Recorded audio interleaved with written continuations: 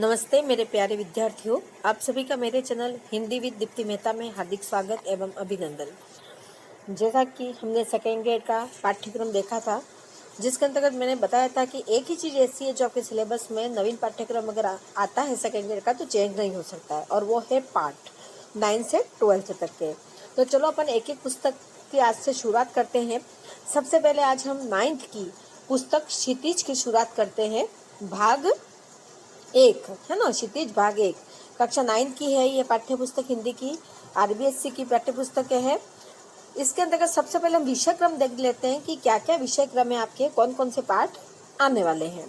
तो सबसे पहले देखो हम गद्य खंड देखते हैं। प्रेमचंद की दो बेलों की कथा, राहुल सांस्कृत्यायन, ल्यासा की ओर, श्यामाचरण दुबे का उपभोक्तावाद की संस्कृति, जाबिर हुसैन सावली सपनों की याद, चपला देवी, नाना साहब की पुत्री देवी मैना को भस्म कर दिया गया, हरिशंकर परसाई, प्रेमचंद के फटे जूते, महादेव वर्मा, मेरे बचपन के दिन, हजारी प्रसाद द्विवेदी, एक कुत्ता और एक मैना। ये तो आपके गद्य खंड के 8 पाठ है जिसको हम सर्वप्रथम पढ़ेंगे। उसके बाद आपके पद्य खंड है जो काव्य खंड भी कहा जाता है, जिसके पाठ है सबसे पहले कबीर, साखिया एवं सबद, दूसरा है ललध्यद, वाक, रसखान, सवैये, माखनलाल चतुर्वेदी, कैदी और कोकिला, सुमित्रा नंदन पंत, ग्रामश्री, केदारनाथ अग्रवाल, चंद्र गहना से लौटती बेर, सर्वेश्वर दया सक्सेना, मेघाए, चंद्रकांत देवताले, यमराज की दिशा और राजेश जोशी, बच्चे काम पर जा रहे। ये आपका 9 के अंतर्गत सिलेबस है। ठीक है, कुल 17 पाठ है। इन 17 पाठों को हमको पढ़ना है तो आपका 9 का सिलेबस पूरा हो जाएगा, जिसमें सर्वप्रथम आज हम शुरू करते हैं गद्य खंड। गद्य खंड के अंतर्गत आज हमारा सबसे पहला पाठ है। ये आप पढ़ना चाहो तो कुछ लेखकों की परिभाषा है, आप इसको देख सकते हो वीडियो पॉज करके। प्रेमचंद, सबसे पहले हम शुरुआत करते हैं प्रेमचंद की दो बेलों की कथा से। सबसे हमारा पहला पाठ ये है प्रेमचंद जी, आप देख पा रहे होंगे। सबसे पहले हम इनका जीवन परिचय देख लेते हैं कि प्रेमचंद जी का जीवन परिचय क्या है ना। तो देखो, प्रेमचंद जी का जन्म सन 31 जुलाई कब हुआ था? 31 जुलाई 1880 में बनारस के लम्ही गांव में हुआ था। और यह सबसे पहले आपका आरपीएससी में क्वेश्चन यहीं से बनता है, एक बार आरपीएससी में आया भी है कि प्रेमचंद जी का जन्म कौन से सन में हुआ था? 31 जुलाई 1880 को ये क्वेश्चन आ चुका है। ठीक है, कुछ क्वेश्चन सेकेंड ग्रेड में कवियों के जीवन परिचय से बनते हैं, जैसे उनकी जन्म कहाँ हुआ और उनका जन्म वर्ष पूछा जाता है। तो आपको प्रेमचंद जी का ध्यान रखना है, सबका ध्यान नहीं रखना है, कुछ महत्वपूर्ण कवियों का ही ध्यान रखना है। उनका मूल नाम धनपत राय था। ये भी एग्जाम में सेकेंड ग्रेड में पूछा जा चुका है कि किनका नाम धनपत राय था, या प्रेमचंद का मूल नाम क्या था? धनपत राय। इनके माताजी का यहाँ नाम नहीं दे रखा है, मैं आपको माता पिता का नाम बता देती हूँ। उनके पिता का नाम था मुंशी अजायब लाल। क्या नाम था उनके पिता का? अजायब लाल। और माताजी का नाम था आनंदी देवी। माताजी का नाम था आनंदी देवी और पिताजी का नाम था अजायब लाल। उसके पश्चात उनका आगे देखे अपन, उन्होंने शिक्षा विभाग में नौकरी की, परंतु असहयोग आंदोलन में सक्रिय भाग लेने के लिए सरकारी नौकरी से त्याग पत्र दे दिया। उनको सरकारी नौकरी भी मिल गई थी, वह बीए तक पढ़े लिखे थे, पर उनको सरकारी नौकरी मिलने के बाद उन्होंने असहयोग आंदोलन में भाग ले लिया, और असहयोग आंदोलन में भाग लेने से उन्होंने सरकारी नौकरी से त्याग पत्र दे दिया। ये देश के प्रति उनकी निष्ठा थी। सन 1936 ईस्वी में इस महान कथाकार का देहांत हो गया, यानी 1936 ईस्वी में इनका देहांत हुआ। तो 1880 से 1936 से 56 साल जिए। ठीक है, 56 ईयर्स। प्रेमचंद उनका साहित्यिक नाम था, क्योंकि उनका मूल नाम क्या था? धनपत राय। जब उन्होंने सरकारी सेवा करते हुए कहानियां लिखना आरंभ किया था तो वह कहानियां लिखते थे नवाब राय नाम से। कौन से नाम से? नवाब। उन्होंने ये नाम अपनाया था, नवाब राय। अगर आपको ये पूछा जाए कि उन्होंने कौन से नाम से कहानी लेखन शुरू किया था, तो नवाब राय नाम से कहानी लेखन शुरू किया था। और जब उनका पहला कहानी संग्रह था सबसे पहला कहानी संग्रह था उनका सोजे वतन। सोजे वतन ये 1907 में प्रकाशित हुआ था। सोजे वतन 1907 में प्रकाशित हुआ था। ये सरकार ने उनका जब्त कर लिया था और उसके बाद उन्होंने प्रेमचंद नाम को अपनाया था। प्रेमचंद की कहानियां मानसरोवर के 8 भागों में संकलित है। ठीक है, ये एग्जाम में पूछा जा चुका है कि प्रेमचंद की कहानियां कितने भागों में संकलित है, तो 8 भागों में। यहाँ पर प्रेमचंद की कहानियों के नाम नहीं दे रखे, मैं आपको कुछ कहानियों के नाम बताती हूँ उनकी। जैसे इम्पोर्टेंट कहानियां पंच परमेश्वर जो 1916 में, सज्जनता का दंड, बलिदान, नमक का दरोगा, सोत, बूढ़ी काकी, शतरंज के खिलाड़ी, कजाकी, पूस की रात, ईदगाह, बड़े भाई साहब, नशा, कफन, ठाकुर का कुआं, ये इनकी कुछ महत्वपूर्ण कहानियां हैं जो आपको ध्यान में रखनी है। वैसे हम जब हिंदी साहित्य का इतिहास पढ़ेंगे तब प्रेमचंद जी के बारे में और ज़्यादा विस्तृत पढ़ लेंगे। उसके पश्चात यहाँ दे रखा है आपकी प्रेमचंद जी के उपन्यास दे रखे हैं। इन उपन्यासों को आपको ध्यान में रखना है। सेवा सदन, प्रेमाश्रम, रंगभूमि, कायाकल्प, निर्मला, गबन, कर्म भूमि और गोदान। अधिकतर ये सीक्वेंस से जमाने के लिए आते हैं। तो मैं आपको बता दूं, सेवा सदन 1918 में सबसे पहले लिखा गया था, अगर क्रम से जमाने का है। उसके बाद वरदान था, उसके पश्चात प्रेमाश्रम जो 1921 में लिखा गया था, रंगभूमि 1925 में लिखा गया था, कायाकल्प 1926 में लिखा गया था। ये क्रमानुसार ही सब लिखे हुए। निर्मला 1927 में लिखा गया था। उसके बाद गबन 1931 में, है ना, कर्मभूमि 1932 में और गोदान 1936 में। एक बार ये गोदान का वर्ष पूछा गया है कि गोदान किस वर्ष लिखा गया था, 1936 में। उसके बाद इनका अंतिम उपन्यास था मंगलसूत्र, जो इनका उपन्यास है वो अपूर्ण उपन्यास रहा था, पूरा नहीं कर पाए थे और इनकी मृत्यु हो चुकी थी। उसके पश्चात हम आगे देखते हैं उनके कुछ नाटक जो प्रसिद्ध थे। आप यहाँ देख लीजिएगा, सब पहले बाद में साहित्य में पढ़ेंगे, पर कुछ नाटक, 3 महत्वपूर्ण नाटक थे उनके। एक तो संग्राम जो 1923 में लिखा गया था, करबला जो 1924 में लिखा गया था, और प्रेम की वेदी जो लिखा गया था 1933 में, 33 में। ये 3 नाटक इनके प्रसिद्ध हुए थे। ये थोड़ा सा मैंने आपको साहित्यिक परिचय दे दिया है ताकि आप को पता रहे। उसके पश्चात है उन्होंने हंस, जागरण और माधुरी आदि पत्रिकाओं का भी संपादन किया। कथा साहित्य के अतिरिक्त प्रेमचंद ने निबंध एवं अन्य प्रकार का गद्य लेखन भी प्रचुर मात्रा में किया।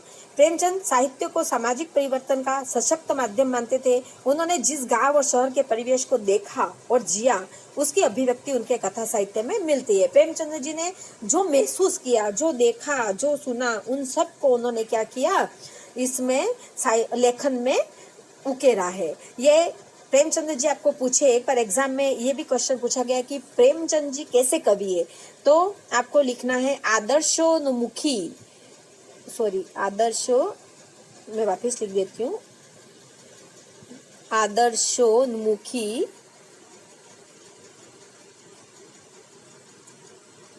आदर्शोन्मुखी यथार्थवादी कवि है। प्रेमचंद जी कैसे कवि है? आदर्शोन्मुखी यथार्थवादी कवि है। ये सेकेंड ग्रेड में आपके पूछा गया है कि प्रेमचंद जी किस प्रकार के कवि है, तो आदर्शोन्मुखी यथार्थवादी कहानीकार ये माने जाते हैं।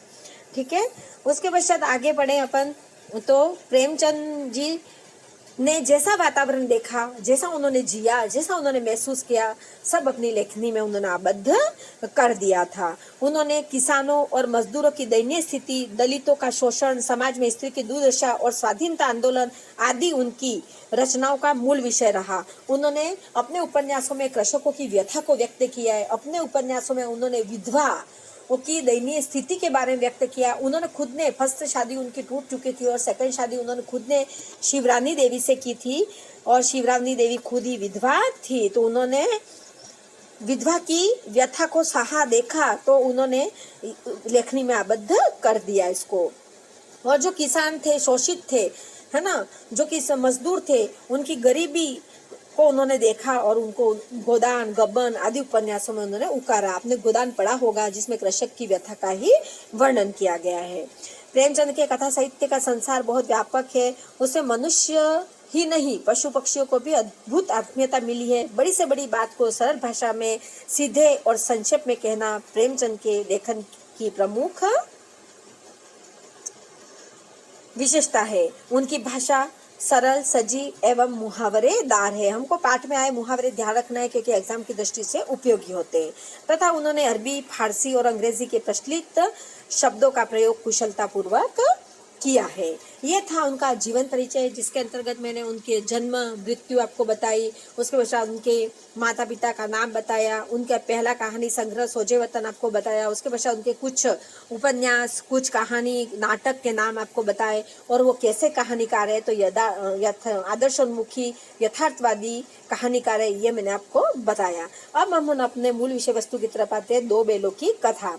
इस कहानी के अंतर्गत प्रेमचंद जी ने जब देश के आज़ादी से पहले असहयोग आंदोलन जब चल रहा था, तब की जो आज़ादी का वर्णन है वो इस कहानी के माध्यम से उन्होंने किया है कि किस तरह क्रांतिकारियों पर जुल्म किए जाते थे अंग्रेजों के द्वारा, और किस तरह वो अपने देश के लिए मर मिटे थे। तो यहाँ दो बैलों के माध्यम से, हीरा मोती के माध्यम से उन्होंने पूरी देश की आज़ादी के बारे में यहाँ वर्णन किया है, क्रांतिकारियों की भावना का वर्णन किया है।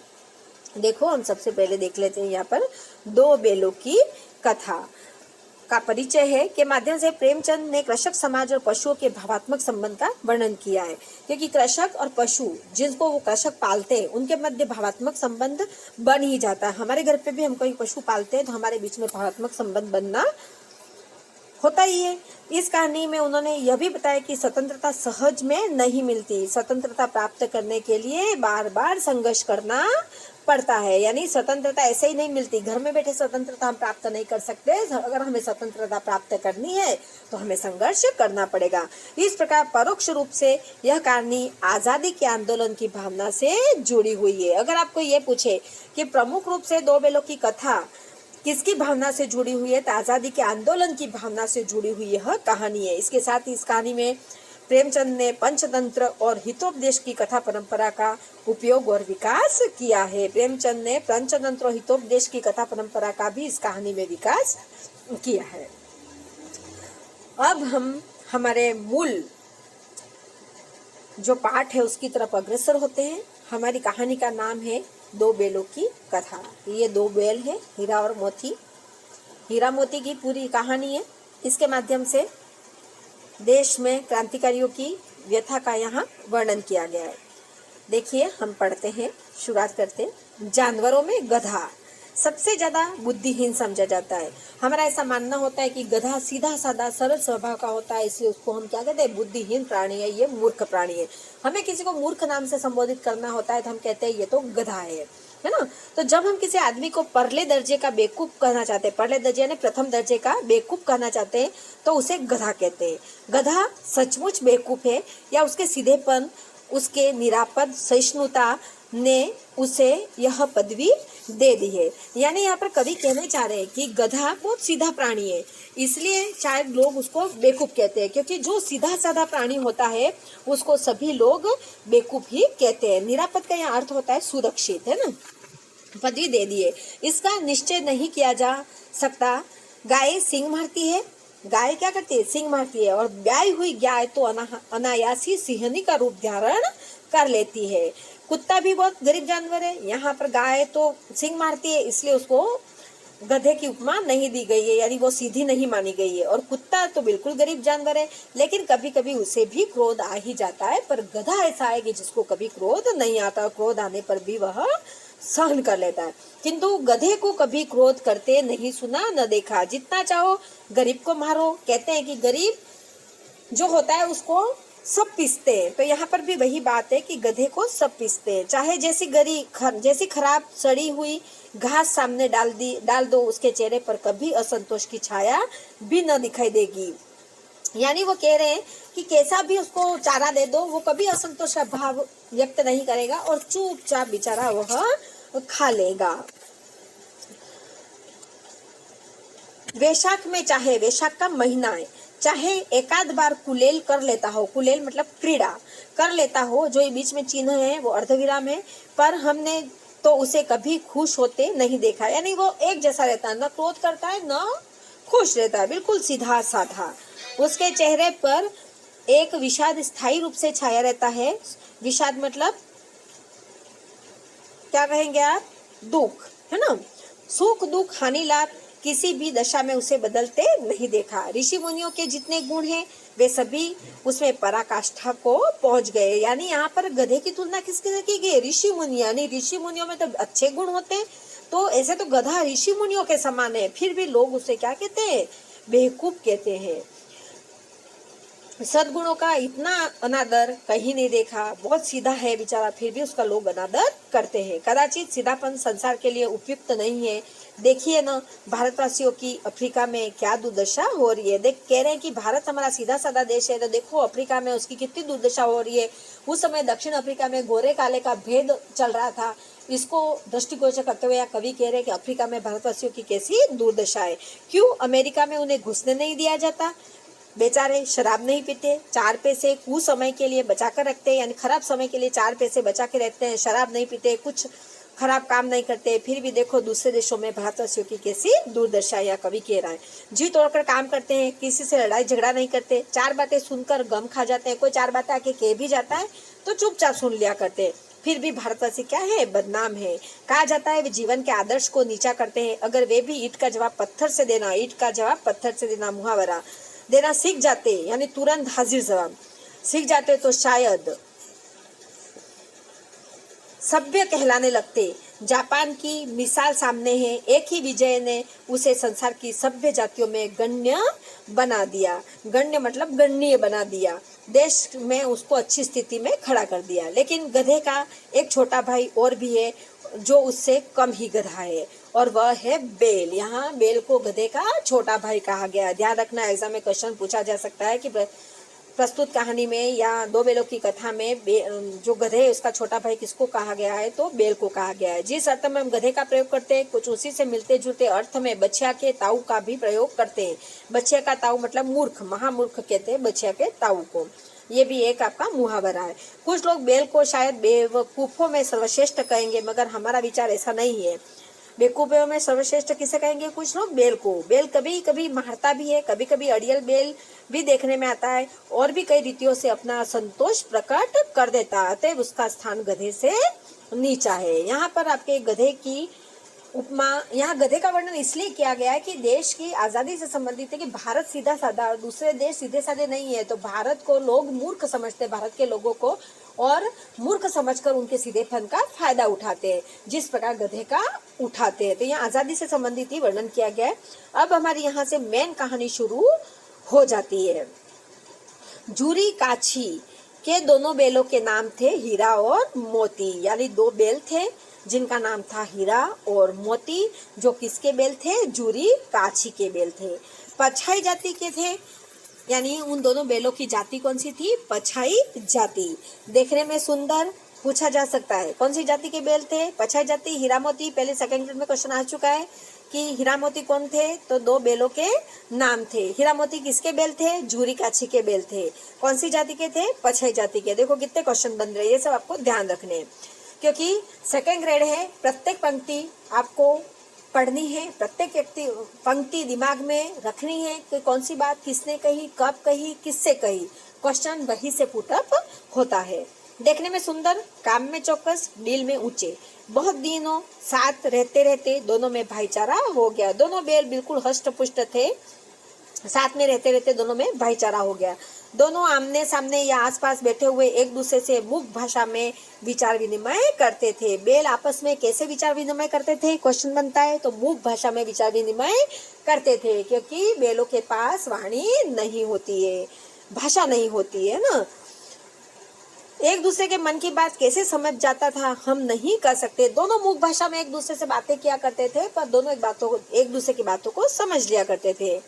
अवश्य ही उनमें कोई ऐसी गुप्त शक्ति थी जिससे जीवों में श्रेष्ठता का दावा करने वाला मनुष्य वंचित है। दोनों एक दूसरे को चाट कर और सूंघ कर अपना प्रेम प्रकट करते थे। पशु पक्षी कैसे करते हैं? ऐसे ही करते हैं, एक दूसरे को चाटते हैं। गाय भी होती है अपने बछड़े को चाटती है, वैसे दोनों बैल भी थे तो एक दूसरे को चाटते थे और अपना प्रेम व्यक्त करते थे। एक दूसरे के मुख भाषा विचार विनिमय करते, एक दूसरे के मन की बात कैसे समझ जाता था हम नहीं कह सकते। अवश्य ही उसमें कोई ऐसी गुप्त शक्ति थी जिससे जीवों में श्रेष्ठता का दावा करने वाला मनुष्य वंचित है। दोनों एक दूसरे को चाट कर और सूंघकर अपना प्रेम प्रकट करते। कभी कभी दोनों सींग भी मिला लिया करते थे, विग्रह के नाते से नहीं, केवल विनोद के भाव से, यानी हंसी मजाक का, आत्मीयता के भाव से। जैसे दोस्तों में घनिष्ठता होते ही ढोल धप्पा होने लगता है। जैसे कोई दोस्त घनिष्ठ हो जाते मस्ती मजाक करते, उसी प्रकार ये बेल भी किया करते थे। इसके बिना दोस्ती कुछ फुसफुसी, कुछ हल्की सी रहती है। जब तक दोस्तों में हंसी मजाक नहीं होता है, मस्ती नहीं होती है, तब तक दोस्ती अधूरी सी मानी जाती है, जिस पर ज्यादा विश्वास नहीं किया जा सकता। जिस वक्त ये दोनों बैल हल या गाड़ी में जोत दिए जाते और गर्दन हिला हिला कर चलते, उस वक्त हर एक की यही चेष्टा होती थी कि ज्यादा से ज्यादा बोझ मेरी ही गर्दन पर रहे। दोनों बैल यूं समझते थे कि मेरी गर्दन पे ज्यादा बोझ रहे तो मेरे दोस्तों को आराम मिलेगा। दूसरा सोचता मेरी गर्दन पे ज्यादा बोझ रहे तो मेरे दोस्तों को आराम मिलेगा। दोनों एक दूसरे के बारे में सोचा करते थे। दिन भर के बाद दोपहर या संध्या को दोनों खुलते तो दोनों एक दूसरे को चाट चूट कर अपनी थकान मिटा लिया करते थे। जब शाम को उनको छोड़ दिया जाता था तब दोनों क्या करते थे? मिलते थे। इससे पहले बंधे रहते थे। शाम को उनको छोड़ दिया जाता था तो दोनों क्या करते थे? एक दूसरे को चाट चाट कर अपने प्रेम को व्यक्त करते थे। नांद में खली भूसा पड़ जाने के बाद दोनों साथ उठते, साथ नांद में मुंह डालते और साथ ही बैठते थे। एक मुंह हटा लेता तो दूसरा भी हटा लेता था। नांद यहाँ पर होज को कहा गया है, जिसमें घास डाल दी जाती है और पशुओं को छोड़ दिया जाता है। इस प्रकार का होज बना हुआ होता है जिसके अंतर्गत घास डाल दी जाती है, पशुओं को छोड़ दिया जाता है। पशु उसमें मुंह डाल के ये घास खाते थे। तो जब उनको शाम को छोड़ दिया जाता था तो वो नांद में क्या करते थे? खली भूसा खाने के लिए जाते थे। दोनों एक साथ उस नांद में मुंह डालते थे और दोनों एक साथ, एक हटा लेता था दूसरा भी हटा लेता था कि मेरा पेट भर गया तेरा भी पेट भर गया। इस तरह की कंडीशन थी। तो नांद यहाँ कहा गया होज को, जहाँ पर घास डाली जाती थी, भूसा डाला जाता था। संयोग की बात है, झूरी ने एक बार गोई को ससुराल भेज दिया। गोई मतलब हीरा मोती की जो जोड़ी है उसको यहाँ पर क्या कहा गया है? गोई कहा गया है। ये भी प्रश्न पूछा जाता है कि गोई मतलब हीरा मोती की जोड़ी को गोई कहा गया। को किसके ससुराल भेज दिया? झूरी के ससुराल में भेज दिया। बेलों को क्या मालूम वे क्यों भेजे जा रहे? समझे? मालिक ने हमें भेज दिया। अपना यूं बेचा जाना उन्हें अच्छा लगा या बुरा कौन जाने, पर झूरी के साले गया, या झूरी का साला कौन था? गया, याद रखना है। को घर तक गोई ले जाने में दांतों पसीना आ गया। दांतों पसीना आ गया मतलब बहुत परिश्रम करना पड़ा, है ना, क्योंकि दोनों बैल, गोई मतलब दोनों बैल है ना, जोड़ी, दोनों बैलों की जोड़ी झूरी को छोड़कर गया के साथ जाना नहीं चाहती थी, इसलिए पूरे रास्ते भर उसने बहुत परेशान किया। किसको? गया को। पीछे से हाँकता तो दोनों दाएं बाएं भागते। पगहिया पकड़कर आगे से खींचता, मतलब पग में बांधने वाली रस्सी को पगहिया कहते हैं। पगहिया पकड़कर आगे से खींचता तो दोनों पीछे को जोर लगाते। मारता तो दोनों सिंग नीचे करके हुंकारते। अगर ईश्वर ने उन्हें वाणी दी होती तो झूरी से पूछते, तुम हम गरीबों को क्यों निकाल रहे हो? दोनों अंदर अंदर बातें सोच रहे हैं कि अगर हमें भगवान ने वाणी दी होती तो हम जरूर झूरी को पूछते कि हम को आप क्यों गया के वहां भेज रहे हो, हम नहीं जाना चाहते। हमने तो तुम्हारी सेवा करने में कोई कसर नहीं उठा रखी। दोनों मन ही मन विचार कर रहे हैं कि हम दोनों ने तो तुम्हारी सेवा अच्छे से की है, सेवा करने में तो कोई कसर नहीं रखी। अगर इतनी मेहनत से काम ना चलता था तो और काम करा लेते। दोनों ऐसा सोच रहे हैं कि थोड़ी और मेहनत करा लेते, हम कर लेते, हम मर भी जाते तो हमको तकलीफ नहीं थी, यहाँ मर जाते, पर हमें गया के हाथों क्यों बेचा? दोनों अंदर अंदर ऐसा सोच रहे हैं। अगर इतनी मेहनत से काम ना चलता था तो और काम ले लेते। हमें तो तुम्हारी चाकरी में मर जाना भी कबूल था, हम मर जाते तुम्हारी चाकरी करते करते, पर हमें क्यों इसके हाथों बेचा? हमने कभी दाने चारे की शिकायत नहीं की। तुमने तो जो कुछ खिलाया वह सिर झुकाकर खा लिया, फिर तुमने हमें इस जालिम के हाथ क्यों बेच दिया? वो दोनों अंदर सोच रहे हैं कि हमने कभी तुमने जो भी दाना चारा दिया सब खा लिया, सूखा भूसा दिया तो भी खा लिया, जो खिलाया सिर झुका के खा लिया, कभी उसका विरोध नहीं किया, फिर हमें इस जालिम के हाथों किसे बेच दिया? या जालिम किसको कहा गया है? जूरी के साले गया को। ठीक है, ध्यान रखना ये भी। संध्या समय दोनों बैल अपने नए स्थान पर पहुंचे। दिन भर के भूखे थे, लेकिन जब नांद में लगाए गए तो एक ने भी उसमें मुंह न डाला। जब दोनों को शाम को नांद में छोड़ा खाने के लिए, तो दोनों ने घास में मुंह तक नहीं डाला, उस नांद में मुंह तक नहीं डाला और न ही खाया। दिल भारी हो रहा था। जिसे उन्होंने अपना घर समझ रखा था वह आज उनसे छूट गया था। यह नया घर, नया गांव, नए आदमी उन्हें बेगाने से लगते थे। वो सोचते थे जो अपना घर था वह तो छूट गया, नए घर में आ गए, यहाँ कोई भी अपना नहीं है, सब बेगाने हैं। जैसे अपन भी किसी नए घर में जाते हैं तो ऐसा ही महसूस होता है, वैसे दोनों बैल भी महसूस कर रहे हैं। दोनों ने अपनी मुख भाषा में सलाह की, एक दूसरे को कनखियों से देखा, मतलब टेढ़ी नजरों से देखा और लेट गए। जब गांव में सोता पड़ गया, यानी सभी गांव वाले सो गए, तो दोनों ने जोर मारकर पगहे तुड़ा डाले। पगों में जो रस्सी बांधी हुई थी उसको तोड़ दिए और घर की तरफ चल दिए। पगहे बहुत मजबूत थे, पगहे इतने मजबूत थे, उनके पैरों में जो रस्सी बांधी हुई थी वो बहुत मोटी रस्सी थी। अनुमान न हो सकता था कि कोई बैल उन्हें तोड़ सकेगा, पर इन दोनों ने इस समय दूनी शक्ति आ गई थी। एक एक झटके में रस्सियां टूट गई। इतनी शक्ति आ गई थी घर जाने की कि दोनों ने इतना जोर लगाया कि रस्सियां उन्होंने तोड़ डाली। जूरी, उनका जो मालिक था, प्रातः सोकर उठा तो देखा कि दोनों बैल चरनी पर खड़े हैं। उन्होंने प्रातः उठकर देखा तो जहाँ उनकी चरनी थी वहां पर दोनों खड़े थे। दोनों की गर्दनों में आधा आधा गराव लटक रहा था। घुटने तक पाव कीचड़ से भरे थे और दोनों की आंखों में विद्रोहमय स्नेह झलक रहा था।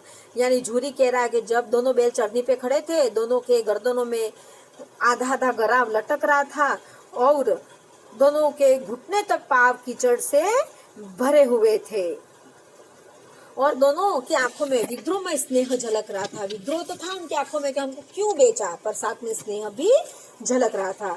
जूरी बैलों को देखकर स्नेह से गदगद हो गया, दौड़कर उन्हें गले लगा लिया और प्रेमालिंगन और चुंबन का वह दृश्य बड़ा ही मनोहर था।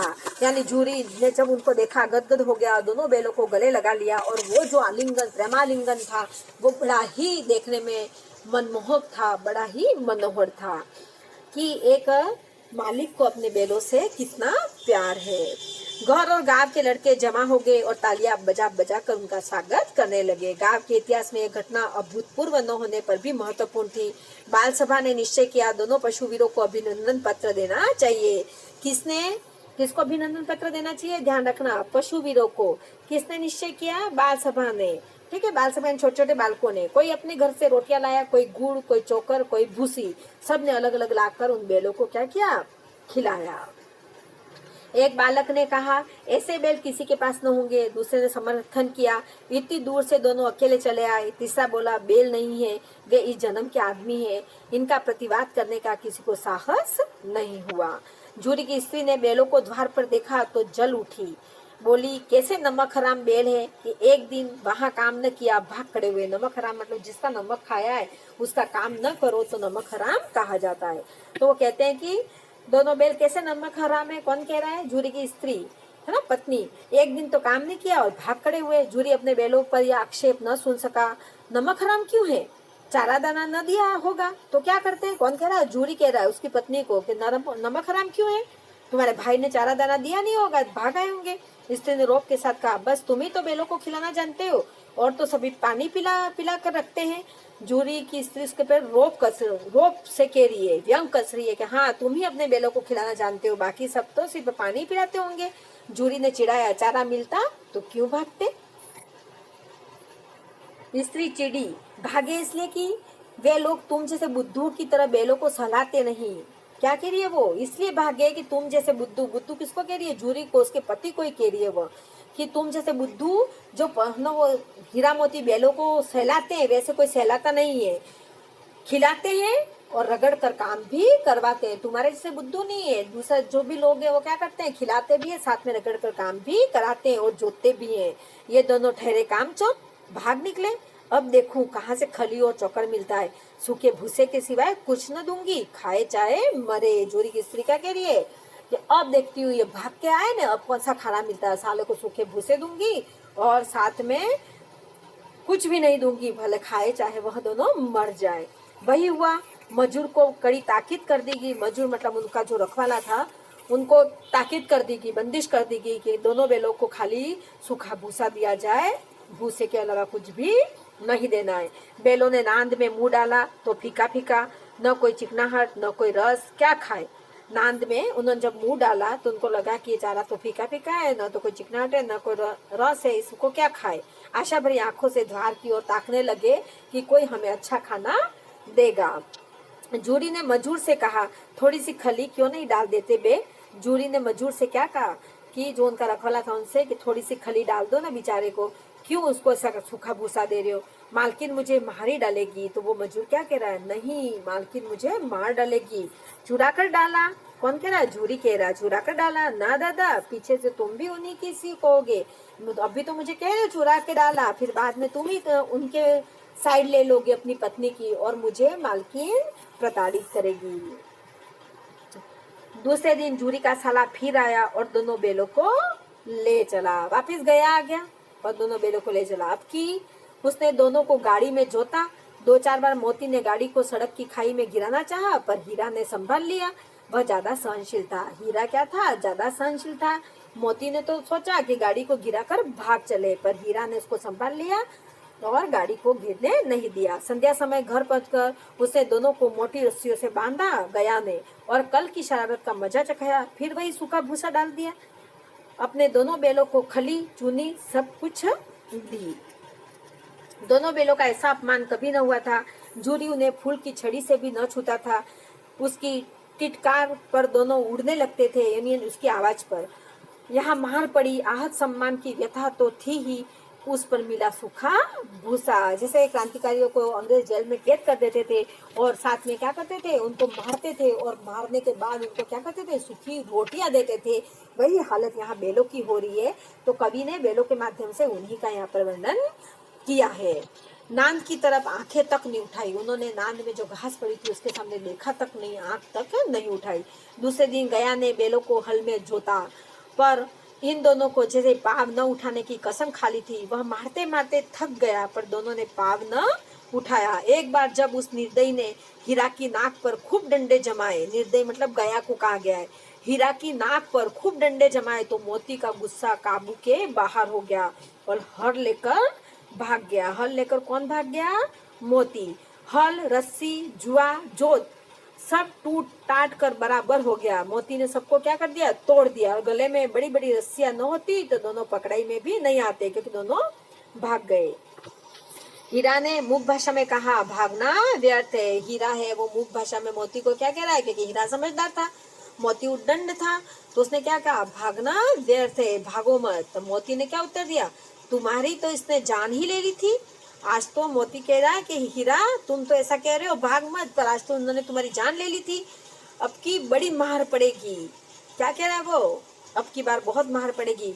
पढ़ने दो, बेल का कौन कह रहा है, मोती कह रहा है पढ़ने दो, बेल का जन्म लिया है तो मार से कहाँ तक बचेंगे। गया 2 आदमियों के साथ दौड़ा आ रहा है, दोनों के हाथों में लाठियां है। मोती बोला, कहो तो दिखा दो कुछ मजा में भी। हीरा से कह रहा है कि बोलो, तुम अगर बोलते हो जिनको मजा चखा देता हूँ। लाठी लेकर आ रहा है। हीरा ने समझा, नहीं भाई खड़े हो जाओ। हीरा समझदार था, उसने कह दिया चुपचाप खड़े हो जाओ, मुझे मारेगा तो मैं भी 1-2 को गिरा दूंगा। फिर मोती कह रहा है, तो मुझे तो मारा तो मैं तो गिरा ही दूंगा। नहीं, हमारी जाति का यह धर्म नहीं है। हीरा समझदार होने के नाते बेचारा कह रहा है कि नहीं, हमारी जाति का यह धर्म नहीं है। मोती दिल में ऐंठ कर रह गया आ पहुंचा, दोनों को पकड़कर ले चला। कुशल हुई कि उसने इस वक्त मारपीट न की, नहीं तो मोती भी पलट पड़ता। उसके तेवर देख कर गया और उसके सहायक समझ गए कि इस वक्त टाल जाना ही मसलहत है। उन्होंने कहा कि यही बुद्धिमानी है कि इस समय इनको टाल दो, क्योंकि मोती बहुत गुस्से में दिखाई दे रहा था। उन्होंने सोचा कि अगर इनको अभी कुछ किया कि हमें तो मार ही डालेंगे, इससे तो अच्छा इनको अभी छेड़ो ही मत। आज दोनों के सामने फिर वही सूखा भूसा लाया गया। दोनों चुपचाप खड़े रहे। घर के लोग भोजन करने लगे।